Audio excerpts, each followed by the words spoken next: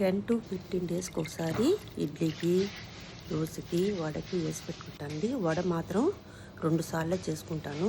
చేసిన పిండి వేసిన రోజు మధ్యలో ఒకరోజు సాంబార్ వడ, ఒకరోజు మామూలు వడ చేసుకుంటాను. ఇడ్లీకి మాత్రం రవ్వ, దాంతోపాటు కొంచెం అటుకులు కూడా వేసుకుంటాను. దోశకైతే శనగబ్యాళ్ళు, మెంతులు, 4 మిరియాలు వేసుకుంటానండి.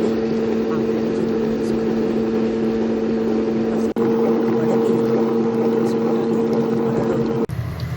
పట్టే ఉప్పేసేస్తాను. 2 సార్లు చేసుకుంటానండి వడలు.